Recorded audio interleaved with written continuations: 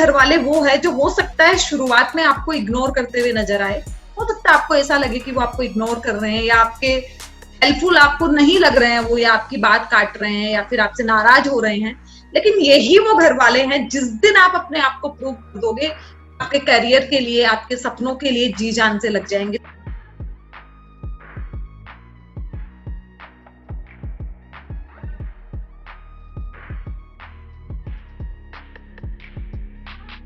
हाय बबीता। हाय विपल। मतलब मैं इस वीडियो के लिए इतना ज्यादा एक्साइटेड हूं ना बबीता, क्योंकि मैं आपको इतने टाइम से जानता हूं और जो टॉपिक हमने लिया है या जो वुमेन को कहीं ना कहीं एम्पावर करने वाली बात है, और मैंने बहुत हद तक आपसे सीखा है कि कैसे रिस्पेक्ट देना चाहिए वुमेन को। तो जो भी लोग इस वीडियो को देख रहे हैं, मैं क्लियरली थोड़ा बताना चाहता हूँ कि बबीता है कौन। बहुत बड़ा नाम है इनका और बहुत ही अच्छा काम कर रही है। इन्होंने ये चीज सिखा दिया है कि age is just a number. At the age of 34 इन्होंने अपना करियर स्टार्ट किया था, आज से 6 साल पहले, और अभी आज के डेट में इनका सक्सेस स्टोरी बहुत ही फेमस हो चुका है। इन्होंने 7 बुक्स ऑलरेडी लिख दिया है और आने वाले 3-4 महीने में और 3 बुक इनका आने वाला है। सो पूरे इस वीडियो को देखिए, बिकॉज लोग बोलते हैं कि एज हो गया है, मैं शादीशुदा हूँ और मैं अब करियर नहीं बना सकती हूँ। इनसे आप सीख सकते हैं कि कभी भी आप चाहोगे तो आप करियर अपना बना सकते हो। Thank you so much Vipul. सबसे पहले कि आप जो ये काम कर रहे हो, आपने जो ये चैनल शुरू किया है और जिस तरह से आप सबको बुला के बाकी सब लोगों को इंस्पायर कर रहे हो, उसके लिए मैं आपको बहुत बहुत बधाई देना चाहूंगी। सो आज हम लोग जो यहाँ पे आए हैं बबीता, ये हम लोग डिस्कस करना चाहते हैं कि स्मॉल टाउन की लड़कियां क्या ड्रीम्स नहीं देख सकती है क्या, और अगर देख सकती है तो उनको रोकने वाले हम लोग होते कौन है। सो फर्स्ट क्वेश्चन मेरा आपके लिए यही है कि कैसे सोशल प्रेशर ना आए और छोटी टाउन की लड़कियां अच्छा काम कर सकती है या ड्रीम बड़ा देख सकती है।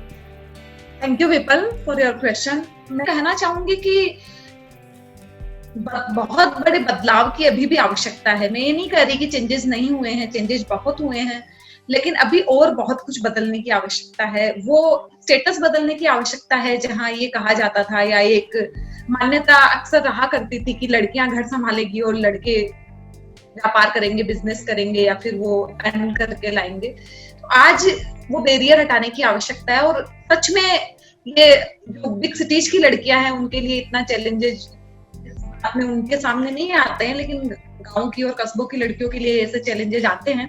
लेकिन डेफिनेटली अगर घर वाले चाहें और वो, अगर इसके लिए मैं एक लाइन में अगर अपनी बात कहना चाहूँ तो कहना चाहूंगी कि अगर लड़की और लड़के को एक समान परवरिश हम बचपन से देने लगे, उन्हें एक ही चीज के साथ बड़ा करें कि उन्हें अपने सपने पूरे करने का अधिकार है और हम उन्हें वो आंगन प्रोवाइड करेंगे या फिर हम उन्हें वो सारी फैसिलिटीज घर से हम शुरुआत करेंगे, तो डेफिनेटली लड़की और लड़का दोनों ही, वो भले कस्बे के हो, शहर के हो या गांव के हो, वो अपने पंख फैला पाएंगे और अपने सभी सपनों को पूरा कर पाएंगे। ग्रेट। सबको शायद ये इस चीज में अब साथ होने की जरूरत है, चाहे वो पूरी फैमिली हो क्यों ना हो। जैसे मैं अभी रिसेंटली एक मूवी देख रहा था, गुंजन सक्सेना। उसमें मैंने देखा कि फादर का रोल कितना इंपॉर्टेंट था, और उसी में अगर मैं बोलूं तो अगर फादर इतना कर सकता है तो फादर और फैमिली पूरा सपोर्ट दे तो लड़कियां कोई भी लेवल पे पहुंच सकती है। सो आप वो फादर्स जो स्मॉल टाउन में रोकते हैं अपने बेटियों को, उनके लिए आप क्या मैसेज देना चाहोगे, फादर के लिए या पूरी फैमिली के लिए? विपल, मैं इस बारे में आपसे कहना चाहूंगी कि हर एक परिवार चाहता है या हर एक माता पिता चाहते हैं कि उनके बच्चे बहुत आगे तक जाए, वो भले बेटा हो या बेटी हो। अब जब बात ही आती है कि पेरेंट्स ही अपनी बच्चियों को रोक देते हैं आगे बढ़ने से या उनके सपने पूरे करने से, तो इसका कारण है हमारी सोसाइटी, हमारी जो मान्यताएं हैं, हमारी जो परंपराएं हैं, वो सारा कहीं ना कहीं इसमें बहुत अहम भूमिका निभाती है। अहम भूमिका इस सेंस में कि वो देखते हैं उनके आसपास की जो उनके रिलेटिव है, उनके बच्चे बाहर नहीं जा रहे हैं, तो वहां से उनमें ये थॉट आती है कि नहीं, हमें भी नहीं भेजना है। और सदियों से जो देखा आया है कि लड़कियां घर संभालती है और लड़के बाहर का काम करते हैं, साथ में लड़कियों के लिए एक अनसिक्योरिटी की भी फीलिंग पेरेंट्स के अंदर होती है। मैं दोनों के लिए मैं कहना चाहूंगी कि जो बेटियां बाहर जा रही हैं वो भी इस बात का ध्यान रखें कि वो पढ़ने जा रही है, इस बात को वो सबसे ज्यादा इम्पोर्टेंस दे। और माता पिता को ये भी कहूंगी कि समय बदल रहा है, जैसा कि मैंने पहले भी कहा, अब वो वक्त है जहां हम बच्चों को एक साथ एक जैसी परवरिश देके बड़ा करें और उनको उनके सपनों की मंजिल तक पहुंचाए।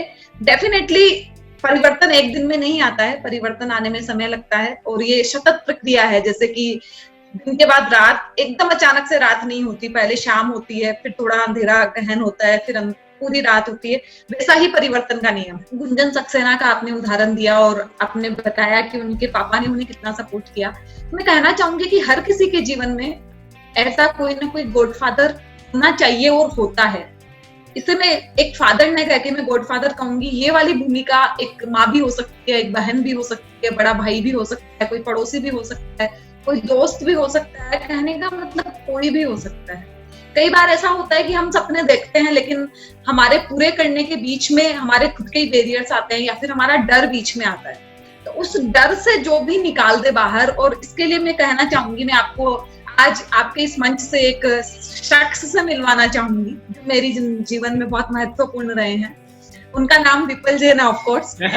तो मुझे याद है 2014 में जब मैं भी कहीं ना कहीं उतना खुल के नहीं लिख पा रही थी जो शायद मैं लिख सकती थी, लेकिन उन्होंने, ऑफ कोर्स उन्होंने का मतलब होगा कि आपने मुझे इंस्पायर किया या फिर कहूंगी डाटा कि आपको लिखना चाहिए और आपकी जो क्वालिटी है उसको निकालना चाहिए। तो वो इंस्पिरेशन थी, उसकी वजह से आज शायद मैं जहां हूँ वहां हूँ।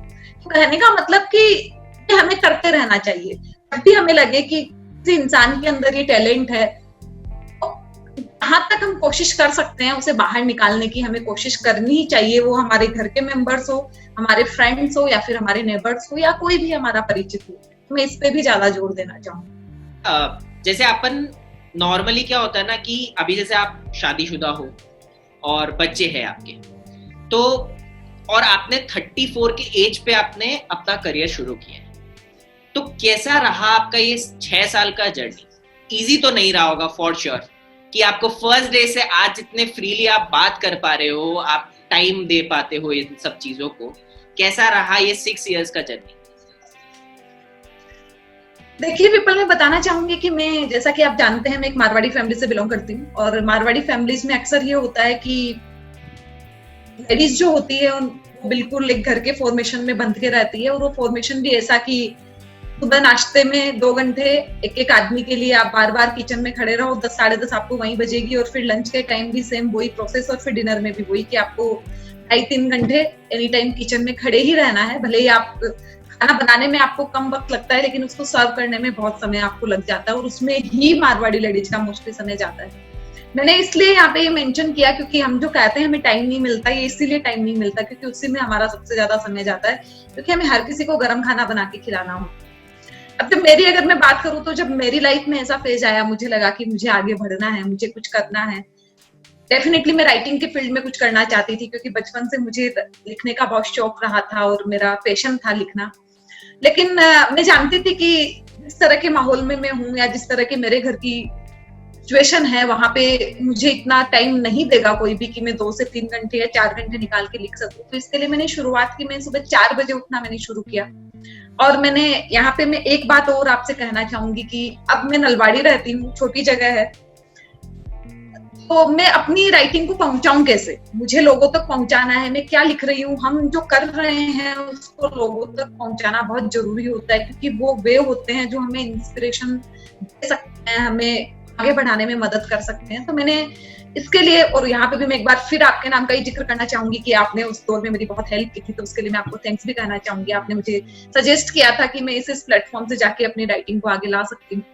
तो वहीं पे मैंने फेसबुक को चुना और मैंने फेसबुक पे लिखना शुरू किया। ये शायद दिसंबर 2014 से, मैंने उसके पहले मैं कविताएं लिखा करती थी और तब से मैंने आर्टिकल्स और उसके बाद में स्टोरी और उसके बाद में मैंने नॉवल ही वहां पे लिखी। शुरुआत में डेफिनेटली टफ था, घर वालों को भी कहीं ना कहीं लगता था कि नहीं ऐसे ही दिन भर कागज, पहले तो लैपटॉप नहीं था मेरे पास तो मैं मोबाइल पे लिखा करती थी। फिर 1-1.5 साल बाद मेरे पास लैपटॉप आया। लैपटॉप आने के बाद बहुत बदलाव हुए। लैपटॉप आने के बाद में मैंने टाइप करना सीखा, फिर हिंदी लिखना सीखा। तो ये सारा शुरुआत में दिक्कत थी क्योंकि दिन में मुझे टाइम नहीं मिलता था। ऑफ कोर्स मैं सुबह जल्दी उठती थी, फिर जैसे भी हो टाइम मैनेज करती थी, रात को लेट से सोती थी। अब उसमें भी कई सारे फाउंडेशन थे कि आपको टाइम पे बेड पे जाना है क्योंकि आपको अपने हस्बैंड को टाइम देना है, आपको बच्चों के साथ टाइम स्पेंड करना है, आपको अपने इन लॉज के साथ टाइम स्पेंड करना है, बहुत सारी चीजें थी।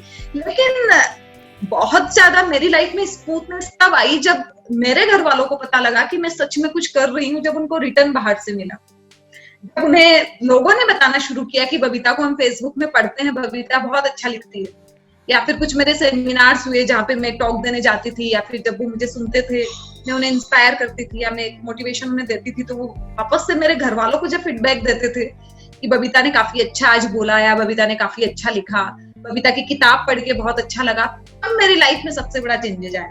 और आज ऐसा है कि मेरा वो शेड्यूल नहीं है उतना हार्ड वर्किंग कि मैं सुबह 4 बजे उठती हूँ, या मैं बिल्कुल टाइम पे जो हमारा नॉर्मल रूटीन होता है उससे मैं उठती हूँ, योगा करती हूँ, एक्सरसाइज करती हूँ, और मैं दिन में आजकल 7 से 8 घंटे अपने लिए निकाल पाती हूँ। ये सारा सब कुछ हुआ क्योंकि मैंने मेरी जो क्वालिटीज या मेरी जो एबिलिटी थी वो मैंने दिखाई, अपने घर वालों के सामने प्रूव की कि मैं कुछ कर सकती हूँ, और तब उन्होंने मेरी हेल्प करना शुरू किया। तो मैं यही बात हर किसी से कहना चाहूंगी कि आपके घर वाले वो है जो हो सकता है शुरुआत में आपको इग्नोर करते हुए नजर आए, हो सकता है आपको ऐसा लगे कि वो आपको इग्नोर कर रहे हैं या आपके हेल्पफुल आपको नहीं लग रहे हैं वो, या आपकी बात काट रहे हैं या फिर आपसे नाराज हो रहे हैं, लेकिन यही वो घर वाले हैं जिस दिन आप अपने आप को प्रूव कर दोगे, इस दुनिया को छोड़ के आपको आगे बढ़ाने में, आपके करियर के लिए, आपके सपनों के लिए जी जान से लग जाएंगे। तो ये हर किसी को करना चाहिए। ये स्पेशली युवा पीढ़ी से मैं कहना चाहूंगी कि वो अपने घर वालों से कभी नाराज ना हो,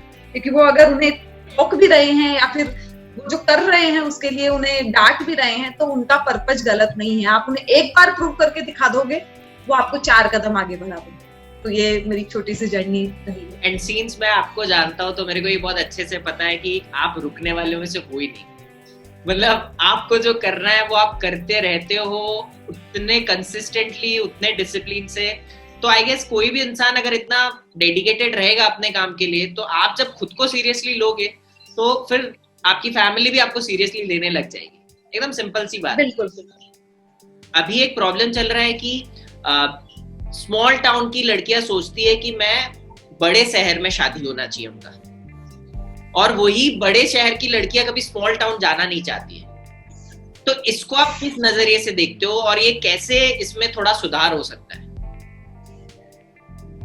विपल, आपने बहुत सही प्रश्न किया है। उन्हें ऐसा लगता है कि वो अपना करियर या फिर उनके जो सपने हैं वो केवल बड़े शहरों में रह के ही पूरा कर सकती है। ये मुझे लगता है ये मिथ है। इस मिथ से हमें बाहर निकलना बहुत जरूरी है। अब मैं इसको अगर आपको एग्जाम्पल देके मैं अगर अपनी बात कहूँ तो मैंने जैसा अभी कहा, मैं नलवाड़ी रहती हूँ। नलवाड़ी छोटा सा टाउन है। ऑब्वियसली आप वहीं से हो तो आप बहुत अच्छे से जानते हो नलवाड़ी क्या है, और जो हमारे दर्शक है उन्हें भी मैं बताना चाहूंगी कि आसाम का बहुत छोटा सा शहर है। वहां रह के, और हिंदी भाषिक क्षेत्र है हमारा आसाम, यहाँ पे हिंदी नहीं चलती है। वहां रह के अगर मैं 7 किताबें पिछले 6 साल में निकाल सकती हूँ।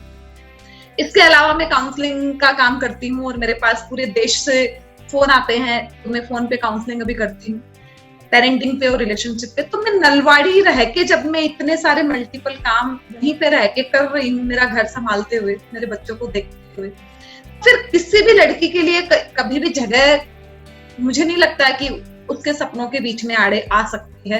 क्योंकि आज इस वर्चुअल दुनिया के अंदर हम कहीं भी किसी से भी कैसे भी मिल सकते हैं और पहुंच सकते हैं। वो इंटीरियर डिजाइनर हो, वो फैशन डिजाइनर हो, या वो सीए हो, या फिर कोई भी पेशे से हो। इवन डॉक्टर्स के लिए भी अगर मैं कहूँ तो कस्बों में या गाँव में भी बहुत सारे उन्हें ऑप्शंस मिल सकते हैं। तो ऐसा नहीं है कि उनका करियर एकदम बर्बाद है गाँव में या छोटी जगह में रह के। मैं बिल्कुल ये नहीं मानती हूँ। अगर किसी में कुछ करने का जज्बा है, उसके ऊपर विश्वास है और आगे बढ़ने की ललक है, तो ये कभी भी प्रॉब्लम नहीं हो सकती कि छोटी जगह है तो हम वहां से आगे नहीं बढ़ सकते। तो मैं अपना ही उदाहरण देके इस बात को थोड़ा सा कहना चाहूंगी। ग्रेट। शायद इससे बहुत इम्पैक्ट पड़ेगा, और जो ये आप बोल रहे हो सही बात है कि मिथ ही है दिमाग में, एक बस वो एक फोबिया है जो शायद निकल जाए तो कोई भी कहीं से भी कुछ भी कर सकता है। वो कुछ तो लोग कहेंगे, लोगों का काम है कहना। सो कैसे ये जो एकदम प्रॉब्लम शायद जो आप बोल रहे हो पूरा का पूरा ये टॉपिक का एक सबसे बड़ा प्रॉब्लम यही है कि अपन लोग क्या कहेंगे ना उसी लिए रुक जाते हैं। इस चीज को आप कैसे आपने अवॉइड किया अपने लाइफ में? देखिए, मैंने हमेशा एक चीज पे बहुत विश्वास किया है और आज भी मैं इस बात के ऊपर बहुत डटी भी रहती हूँ। दो चीजें हैं, एक तो होता है कि हम रेस्पेक्ट और एक होता है सेल्फ रेस्पेक्ट। जब सेल्फ रेस्पेक्ट की बात आ जाए और फिर भी हम दूसरों का रेस्पेक्ट कर रहे हैं और वो हमारे सेल्फ रेस्पेक्ट को हम पे हम किए जा रहे हैं, लेकिन हम उनका रेस्पेक्ट पे रेस्पेक्ट किए जा रहे हैं, तो ऐसा नहीं होना चाहिए। हर किसी का सेल्फ रेस्पेक्ट होता है, उसको बना के रखना चाहिए और किसी का भी डिसरेस्पेक्ट नहीं करना चाहिए। मैं हमेशा ये मानती हूँ, इसी चीज को मैंने अपने जीवन में फॉलो किया है। लाइफ के अंदर हमें छोटे छोटे कंप्रोमाइजेस हम कर सकते हैं, कोई दिक्कत नहीं है, कोई दिक्कत नहीं है। अगर मैं बोलूं कि मुझे 8 बजे नाश्ता करने की आदत है और मेरे घर वाले बोले नहीं 9 बजे हमारे यहाँ सिस्टम है, तो कोई दिक्कत नहीं है, मैं 8 का 9 बजे कर सकती हूँ। लेकिन अगर मेरे घर वाले ये कहे कि हमारे यहाँ तो लड़कियां लिख नहीं सकती है, हमारे यहाँ घर की बहुएं तो लिखेंगी नहीं क्योंकि हमारे यहाँ ये परंपरा नहीं है, हमारे यहाँ आज तक किसी हमारे घर की बहू राइटर नहीं बनी है, तुम भी नहीं बन सकती, तो मैं उस बात के लिए फिर लड़ सकती हूँ। ये अपन को पता होना चाहिए कि हमें कहाँ कॉम्प्रोमाइज करना है और कहाँ नहीं करना है। ये इतना सा अगर मैं कह रही हूँ भारत देश की हर एक बेटी और हर एक बहू ये इतना सा अगर सीख जाए, वो बहुत अच्छी तरह से अपनी फैमिली को, हमारे जो पुराने आदर्श है, हमारी जॉइंट फैमिली की जो परंपरा है और बाकी सारी की सारी चीजें हैं, बहुत अच्छी हमारी संस्कृति में है, उनको बनाए रखते हुए अपने करियर को बहुत आगे तक ले जा सकती है और बहुत बहुत बहुत अच्छा अपने लिए और देश के लिए कर सकती है। लेकिन ये उन्हें आना पड़ेगा कहाँ कंप्रोमाइज करना और कहाँ नहीं करना। तो मैं वही बात कहना चाहूंगी कि कंसिस्टेंसी बहुत ज्यादा जरूरी है। एक दिन में बहुत कुछ नहीं हो सकता, आपको पेशेंस रखना होगा और वो कहीं ना कहीं आज की लड़कियों में उसकी बहुत कमी है, इसलिए बहुत सारी हम प्रॉब्लम्स फेस कर रहे हैं। थैंक यू सो मच, आपने इतना ट्रांसपेरेंटली अभी सब कुछ बताया हमें। और ये वो बात है ना कि आपने जो किया है वही आपने शेयर किया है। 6 साल से आपने बहुत कुछ किया है, बहुत कुछ अचीव किया है। So thank you so much Babita for your time. Thank you so much Vipul. और मैं भी कहना चाहूंगी आपके लिए स्पेशली कि मेरी लाइफ के जो बहुत इंपॉर्टेंट पर्सन है उनमें एक आप हो, और आपको आपके साथ ये बातचीत करना और बाकी सबसे बातचीत करना या बाकी सारे सेमिनार्स अटेंड करना, उनसे ये काफी डिफरेंट मेरा एक्सपीरियंस रहा है। तो मैं आपके लिए भी ईश्वर से कामना करूंगी कि आप अपने फील्ड में बहुत अच्छा करें और बहुत आगे तक जाएं।